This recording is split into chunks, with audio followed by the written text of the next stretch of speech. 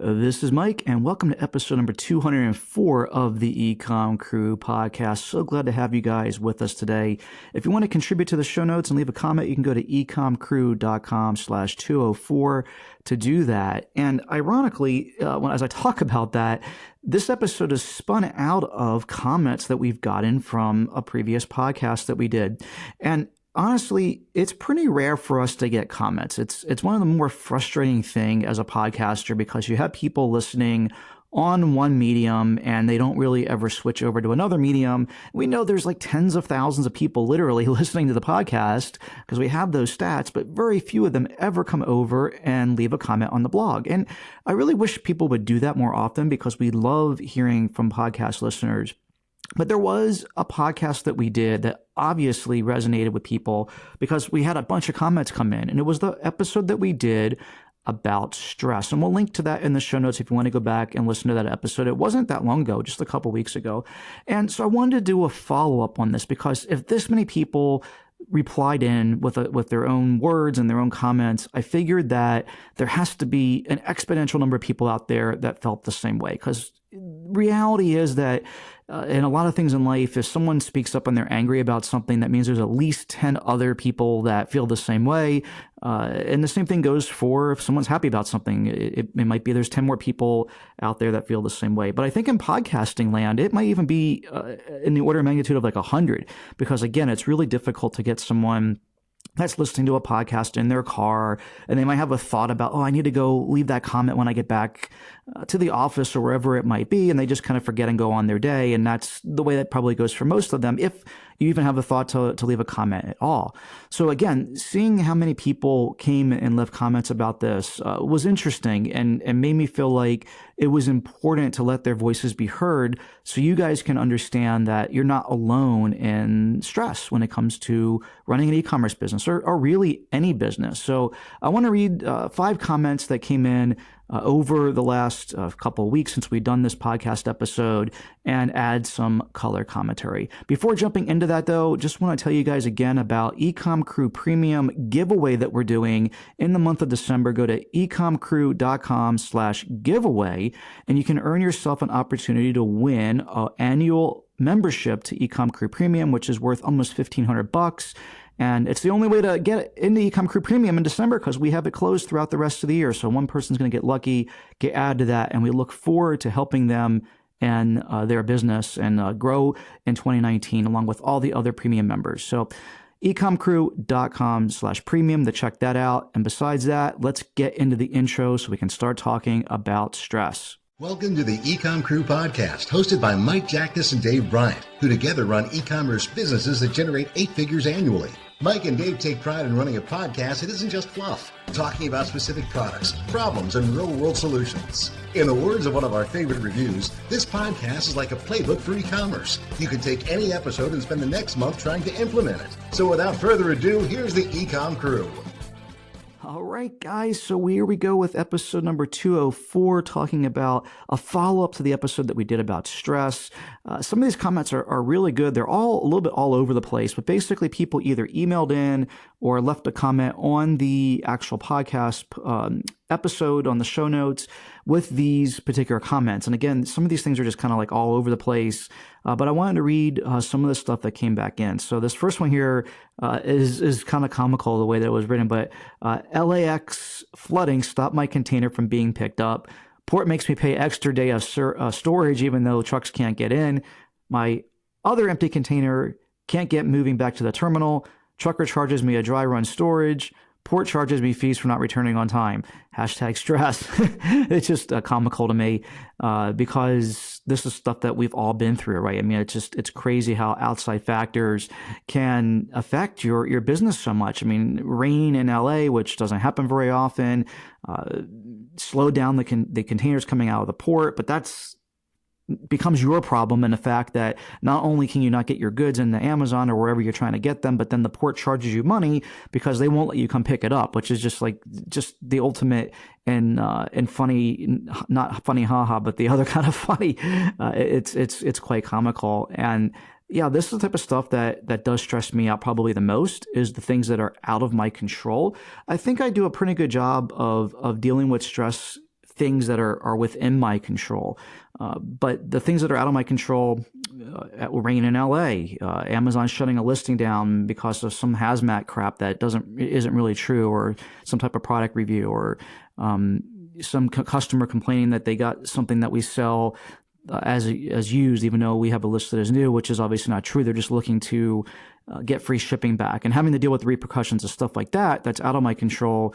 That's the stuff that's stressful. Everything else can be planned for and dealt with, but the things that are out of your control crop up and you can't plan for them at all. So I thought that was a pretty funny and good comment. All right, the next one here came from a premium member, and we were having a conversation back and forth, and he mentioned this, and I asked if it was okay to share this in the podcast, which he said it was. And I thought it was a cool comment because it's something I want to talk about here for just a little bit to help shed some light on this. But he says, "Hey, Mike, I recently finished reading Outliers by Malcolm Gladwell, a book that you mentioned in one of your podcasts. First of all, I really enjoyed it, and I want to thank you for sharing it. But also, it kind of puts things in perspective for me. I've been struggling with launching our first product on Amazon, and I figure it's due to lack of experience, and I'm way off of 10,000 hours, so it's not a big shock. I'm currently thinking I should consider modeling the journey yourself, Greg Mercer, Scott Volker, and Ryan Moran have taken to get to where they are, instead of just jumping into creating a product and trying to sell it. I think it would be beneficial to have more of a background and skills like you guys are with other marketing and background there. I'm wondering if I should be putting more time into these." So this is something, again, I just want to talk about real quick. Again, I do recommend this book by Malcolm Gladwell. It was a book that was recommended to me a long time ago. And for those of you who haven't read it, the gist of it basically is that in order to be really great and excel at something, you need to put 10,000 hours into it, no matter what it is. And if you put 10,000 hours into just about anything, you can become an expert on it. Playing the guitar, learning a foreign language, being an entrepreneur, selling on Amazon, becoming an accountant, learning how to be a chef, whatever it is. I mean, you can just pick really just about anything from the sky. If you put 10,000 hours into it, you can become an expert almost in anything. And if you do the math on this, it's basically just shy of 5 years of working on something full time. So if you focus on nothing but this one thing for 5 years, working 40 hours a week, it's 2,080 hours a year, you'll become an expert in it. And I agree with this assessment. That's why I think that this book is so good. And a lot of people, in fact, most people, give up before hitting this 10,000 hour mark and consider themselves a failure. They don't want to put in the hard work, or they hear other people doing it and take for granted the hard work and the lessons that they've learned. That's one of the things that I always try to instill when doing this podcast. I talk about how e-commerce is hard work. I talk about how long we've been at this, and somewhere along the last year, I've started to kind of feel like Neo in the Matrix when everything or when I started getting really good at tennis, everything just kind of slowed down, and it became so much easier for me because I had all that experience. And I'm at that crossroads now with e-commerce. So it's been just over 5 years, and I feel like I've gained that experience to be able to do that. And one of the things that we look to do at EcomCrew, both with the blog and the podcast and also with EcomCrew Premium, is try to accelerate that learning curve for people. A lot of things that we talk about here are things that I screwed up, right? I mean, I'm one of the few people I think that wears my heart on my sleeve. I'm very open and honest about things that have gone wrong. And hopefully that just helps someone not make that same mistake. There's a certain number of mistakes that you're going to have to experience yourself. I always equate this to the kid that wants to put his hand on the stove, and the parent's like, no, don't do that because it's going to burn you, it's going to hurt. But the kid has to put his hand on the stove and realize that it does burn before they really understand and don't do it again. So, I mean, a lot of things in life take a self-realization, that aha moment, and you have to have self-buy-in before you'll actually believe that, whatever it is. I mean, again, a simple example of putting your hand on the stove, but maybe it's, don't source electronic products because they're more complicated, or whatever other piece of advice we might get or give to people. A lot of these things I've learned because I've been through it before. When I talk about the types of products to launch, things that don't have a shelf life, things that people are passionate about, things that have really good margin, not to compromise on this stuff, and to make sure it checks all of the boxes, because there's always another product. There's always another train that's going to pull into the station. And the initial excitement of getting into e-commerce or launching a product or getting into a business will wear off. And once that does, the reality of whatever it is that you're doing will set in, along with the regret. And, again, hopefully some of what we talk about here can prevent you from doing that. Maybe you can shortcut this to 8,000 hours or 5,000 hours. But no matter what, you got to put in the 10,000 hours. And this is also one of the reasons why I tell people, get started right now. Go find any product. Even if it's your first product, I think you just need to get started. Whether it's going down the Target or Walmart to the discount aisle and finding something to buy and opening up your Amazon account and getting started, or just getting something off of AliExpress or Alibaba, even though it might not be the best product long term, just getting started, learning how to open your account, how to set up all the settings, how to print labels, and how to create inbound shipments, create a listing, deal with Amazon customer support, deal with customer support from your customers and how to respond to that stuff, how to send out emails asking for reviews or doing coupons or doing Amazon PPC. There's like all this list of stuff that you can start learning, start ticking off these 10,000 hours right away. And yeah, there's going to be a lot of stress going through this period, but there is no way around it, in my opinion. I think you have to be willing to put in the hard work. Otherwise, you shouldn't be in business, that this is not for you. I mean, it's definitely quite a bit of work running a business and a lot of learning experience. And once you get to that point, sticking with it and really realizing the fruits of your labor. I mean, it's a similar thing to maybe being a doctor or something, where you're putting in the 10,000 hours via school and residency and all this stuff, and you're getting paid nothing or losing money really during those years, but you make all the money after you've completed your 10,000 hours. So that's where we've seen the bulk of our profitability come in, because we have put the 10,000 hours, and both David and I have. And I think that's why we're successful at this point, because we have put in that work. And unlike a lot of other people that don't ever talk about the failures and the things that they've done wrong, again, we do try to do that to help communicate that through everything that we do. So I thought this was an awesome email that came in, and I just wanted to read that and communicate that, because this student was feeling stressed about this. And my advice to him was to get into something that you are passionate about. And I've talked about this on the podcast before. This is something we're going to be making a shift. Personally, I'm going to be making a shift for this in the 2019 and beyond, getting back into things that I have an immense personal passion for. I mean, I love Color It, and a lot of the things that we're doing at this company, we've been able to put up some impressive numbers. But the reality is that I'm not into coloring. So like for me, the brand doesn't mean the same as it did when I was doing something to do with poker, or if I was doing something to do with tennis or hiking, backpacking, or traveling, the things that I really, really enjoy doing. Minimalism is another thing I'm really into these days. I would relate to that more, and it would feel a lot less like work if I was in those things. And I've also, key point here, I've already put in the 10,000 hours into those things. So if you got to come to the table with something that you have experience with. And I was lucky in the fact that I was able to by brute force get through that with Color It, but I still haven't put the 10,000 hours in. So I still don't relate to a customer in the exact same way that a really passionate colorist does. So I think that this is important and something that you want to be thinking about in your own e-commerce career and just business career in general.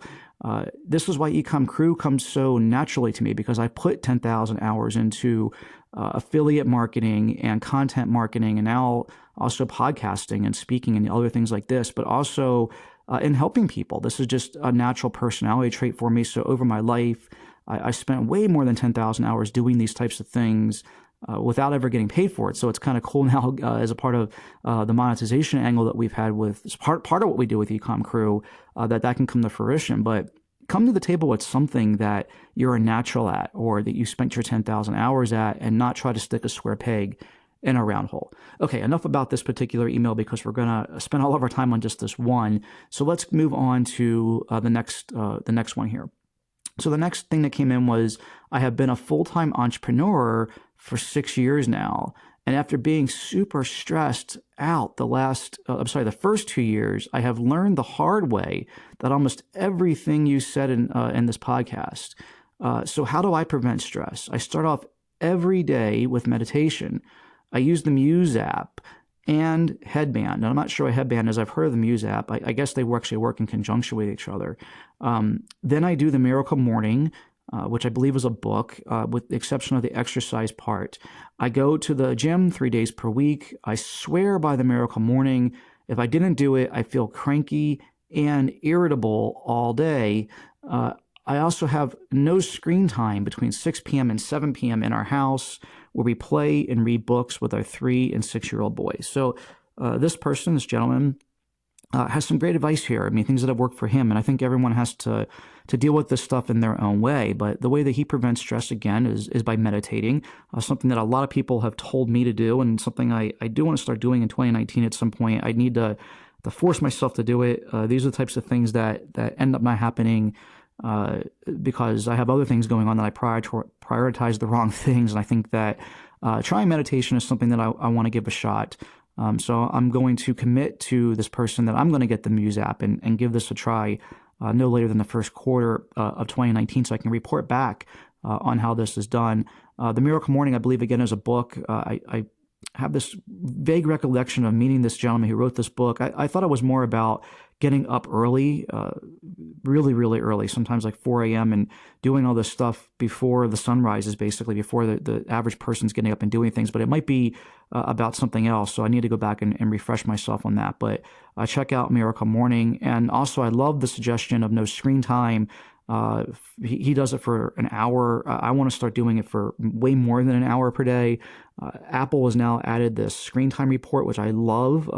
It's frightening to see how many hours I spend on my screen. It's also frightening to realize, as I realize it as it's happening, when my phone buzzes, dings, or whatever it does to notify me that there's a message, I can't help but look at it. It's just like this instinct, just as much as if there was a meteor flying towards my head, I'd turn and look at the screen, right, no matter what I'm doing. I could be right in the middle of a sentence talking to somebody, and it like distracts me, and I end up looking at it.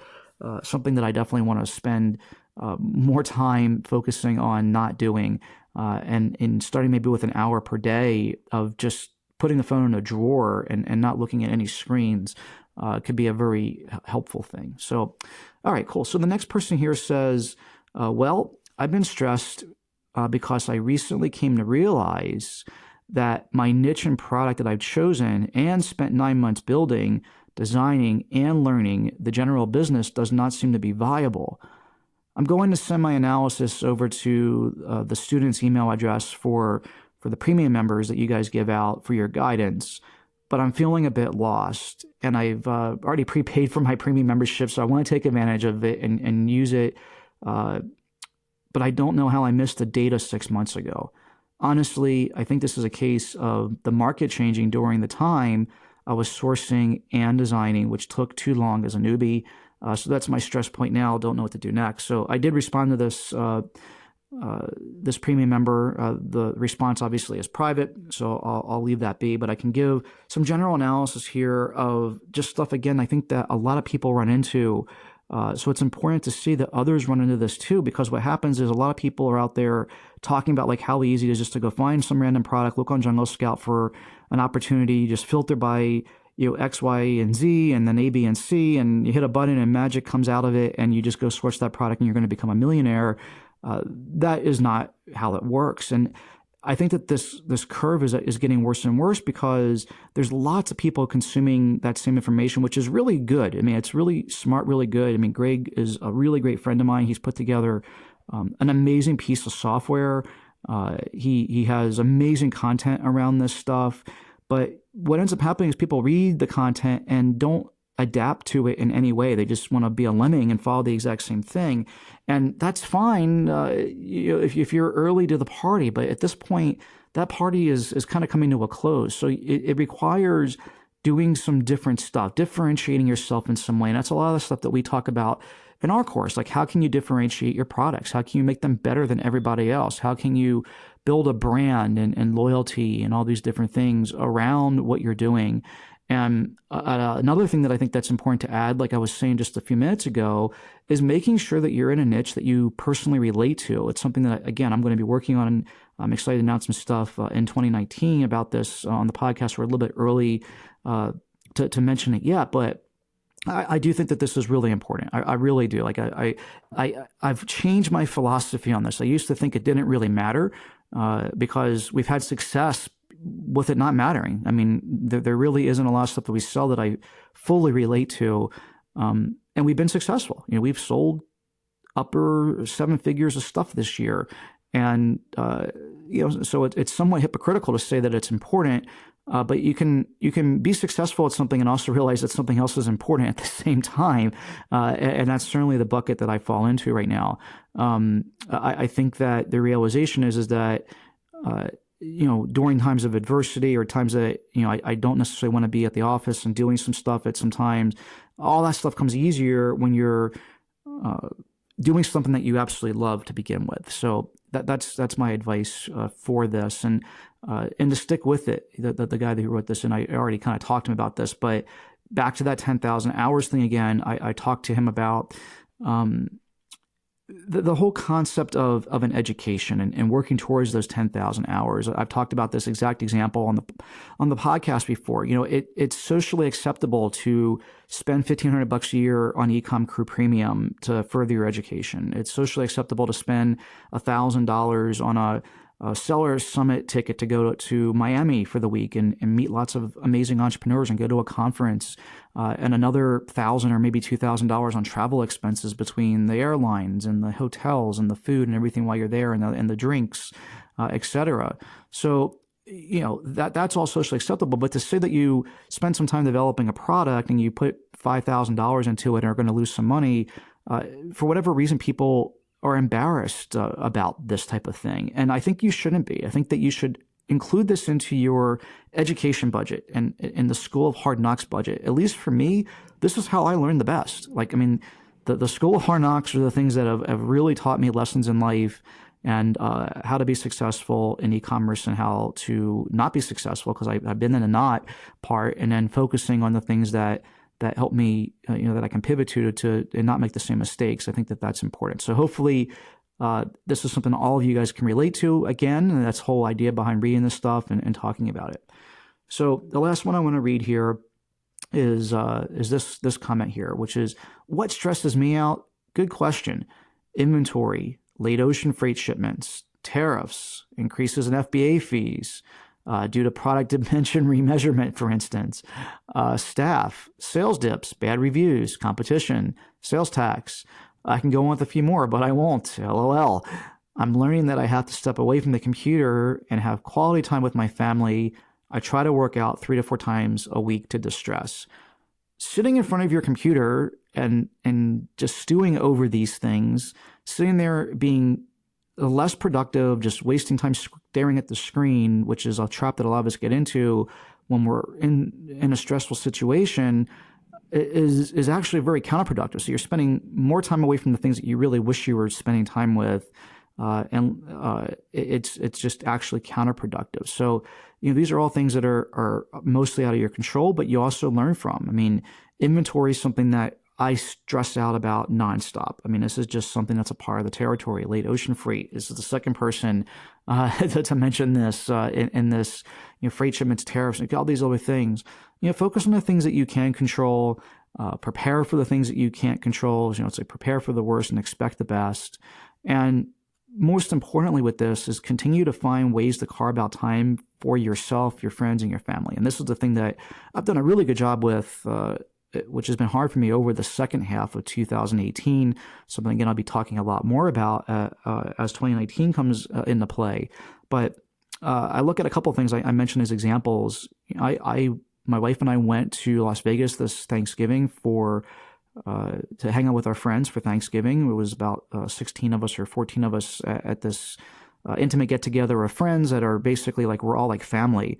But in previous years, I put the business in front of that really important moment of our lives every year, where it's something that continues to build friendships and also helps detox your mind to be away from the business for a bit. And I've decided to put that stuff first. Putting those friendships and personal things before those other things, which in reality, what I found out is it actually really helps the business. It isn't actually counterproductive to the business. It's actually made our business better by me being more focused and happier and et cetera, and feeling like I'm getting away and doing these things. So at the same token, as I was talking about Thanksgiving, for the first time in 5 or 6 years, whatever it's been, we're going back east for the holidays, for Christmas and New Year's. Actually, we're going to be back in San Diego for New Year's, but we're going to be going back east, visiting my mom and dad, and other friends that are on the East Coast, because my wife and I both grew up on the East Coast. Putting that stuff first instead of making excuses. It's easy to make excuses of why you can't do this stuff. It's super easy to make excuses because doing these things is hard. It's just as hard as running a business, getting on an airplane and sitting in a really tight confined space for 5 hours when you fly a lot, and it's not enjoyable. And dealing with delays and having to pack winter clothes, which I'm not used to wearing because I'm from San Diego, and just the whole travel day of getting to the airport, getting to my parents' house, which is a couple hours away from the airport, and having to deal with the stress of when we do go back east, everybody wants a piece of our time, and having to budget that out correctly and not hurt someone's feelings that we weren't able to get together with them or something. All these different things that kind of go on. I mean, it'd be easy to be like, make an excuse. I got to work, and everyone kind of understands that. But over time, you're hurting those relationships and also hurting yourself. So I love how this person here talked a little bit about that here. And I think that if you continue to do more of that stuff, it will actually help you more than harm you. So, all right, guys, that is the end of the questions we got. Again, if you want to go to ecomcrew.com/204, add more to the conversation about this. We'd love to hear more comments about this. Leave us a comment. Definitely love to hear what you have to say. I think that, again, this is something that everyone deals with, and the better you can get at dealing with it and balancing things out more, the better off everyone around you will be, which is why I thought it was prudent to do a follow-up episode on this. Don't forget to go to ecomcrew.com/giveaway to sign up for the giveaway to have a chance to win a EcomCrew premium membership for 2019. The entire year, you'll get premium access. It's worth almost $1,500. With that, we give you unlimited email access to us. You get all of our pre-recorded training stuff. And this is not a sales pitch because EcomCrew Premium is not open. So it's just something cool that we're giving away in December 2018. So if you're listening to this podcast before the end of the year, go to ecomcrew.com/giveaway to win a chance or have a chance to win a membership to Premium. I'm getting tongue-tied here at the end of this episode. All right, sorry guys about that, but at any rate, until next time, happy selling, and we'll talk to you soon. Thanks for listening to the EcomCrew podcast. Follow us on Facebook at facebook.com/EcomCrew for weekly live recordings of the EcomCrew podcast every Monday. And please do us a favor and leave an honest review on iTunes. It would really help us out. Again, thanks for listening. And until next week, happy selling.